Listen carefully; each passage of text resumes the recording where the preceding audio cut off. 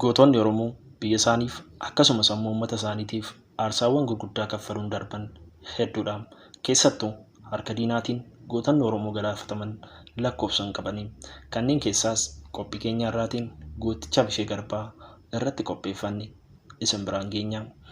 Abishee Garbaa abbaa dulaa akkasumas mootii uummata Oromoo naannoo Horroo jiraachaa ture yoo ta'u, goota beekamaadha.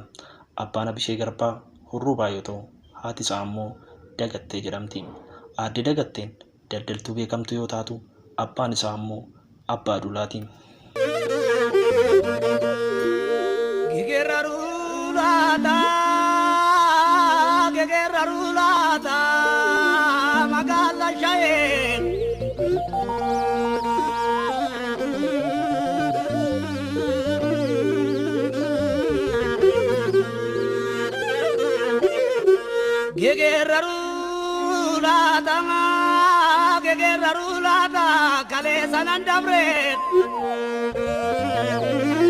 Abishee Garbaa ilma abbaa dulaa Odaa Bulluu kan naannoo Horroo kan ture kan Garbaa Arruubaati.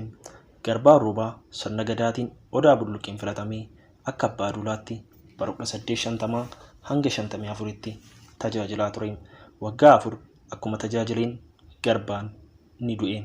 Abishee Garbaa kanatti fayyadamuudhaan abbaa dulummaa abbaa isaa kan waggaa 4 hafe kana qabachuudhaaf gaaffii dhiyeesse. Kun immoo sirna gadaa keessatti fudhatama kan hin qabne waan ta'eef mormiin isa mudate. Garuu deeggartoota muraasa keessattuu dargaggoota ni qaba ture.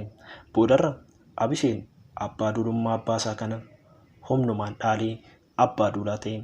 Kunis bara 1855tti jechuudha. Gootu jettee maaliif na yaamini odoo wajjin jirru duuti nu saamini.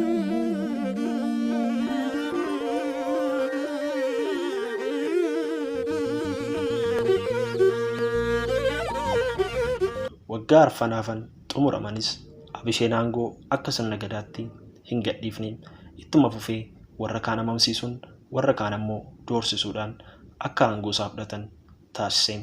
Naannoo Horrootti weerarri Goojjaam yeroo yeroon kan dhufu waan tureef Abisheen ammoo kana sirriitti faccisaa waan turedhaaf namoota birattis fudhatama argate. Abisheen loltoota naannoo 15,000 ta'an qaba ture. Goojjaamonnis Abishee waraanaan injifachuu waan dadhabaniif tooftaadhaan qabuudhaaf shira xaxuu eegalan. Haala kanaan waliigaltee nagaa si wajjin uumuu barbaanne jechuudhaan ergaa karaa nama Qadiidaa Wannaabee jedhamu dhaamsa itti ergan. Karaadhuma Qadiidaas kennaa beennacha fardaa warqee irraa hojjetame erganiifi turan. Akkaataa kanaan Abisheen Raas Darasuu wajjin walitti dhufee akka mari'atuuf haala mijeessan.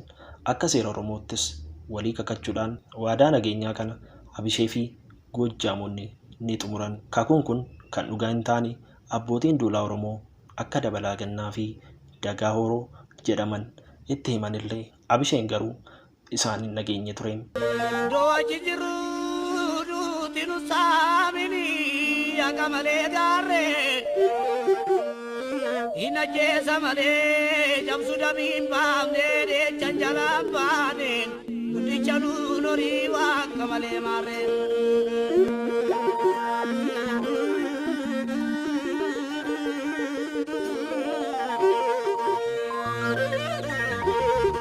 Haala kanaan waliigaltee erga uumaniin booda Goojjaamonni laga Mormor ce'anii odoo Abisheen hin beekin daangaa Guduruu fi Horroo gidduu jiru qaxxaamuranii loltuu isaanii Goodaa Kokor kan teessuma Abishee Dooyyoo irraa kiiloomeetira 20 fagaatu qubachiisan.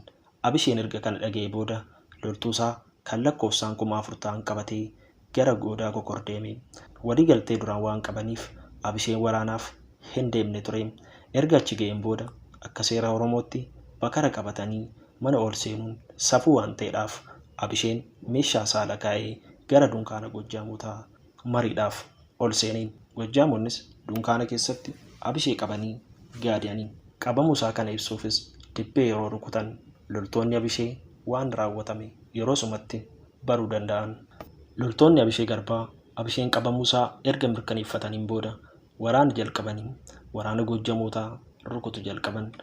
Garuu jarri duraan qophaa'anii waan turaniif loltoota Abishee guutummaatti ni injifatan.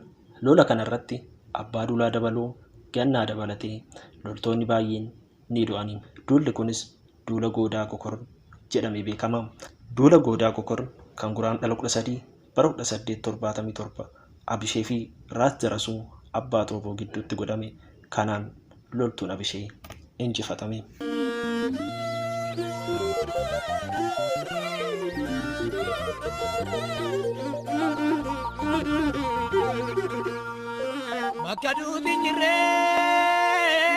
Bakka duuti jirree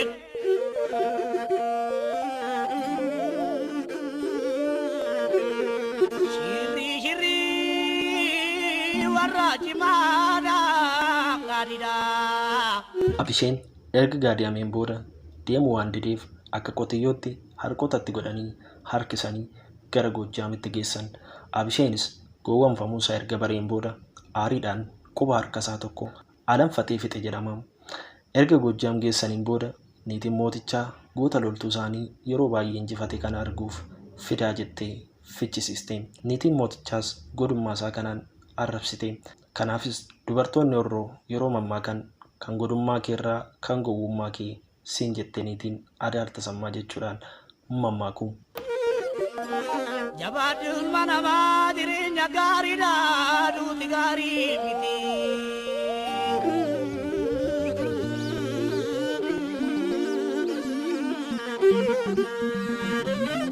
Duuti gaarii moti boobni koteen qabu garaachumaan loo'a. Marri maanilloo waan namni harkaan qabneef namni biyyaa ba'ee gaafa rakkoo bu'a. Samboodas Abisheen iddoo Jabalaa fi Maxaraa jedhamutti hidhame. Achitti Goojjaamonni Abishee morma isaa gadi awwaalanii mataa isaa soogidda firfirsan. Itti aansanii fardeen ergatti gad lakkisaniin booda akkaataa sukkanneessaa kanaan Abisheen lubbuun isaa darbe.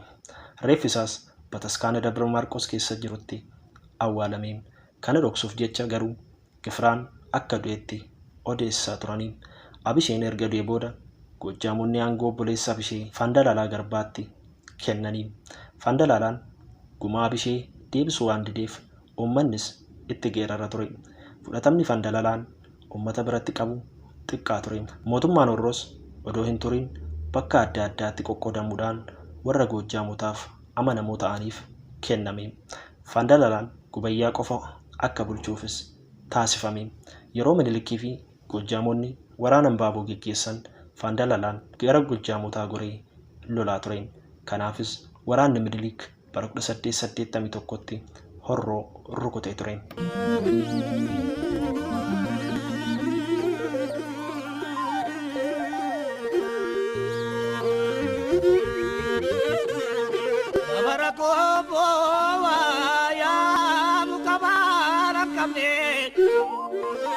Yamu kabala kamne waktu koresi muranga.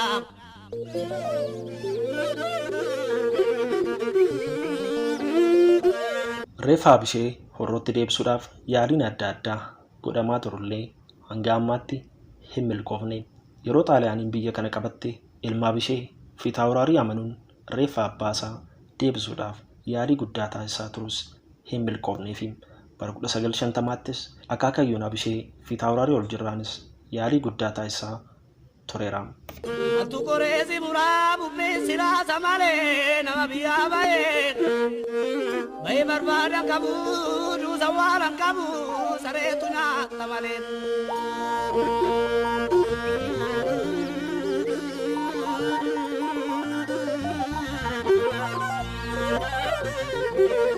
Gafar ka kabani amagala shae gafar ka kabani. Mabartanya diba tabali di dibar mauda diba. Gafa wayo ninjire ungkang gandari ti upole cobi tu tijal nama jimbang.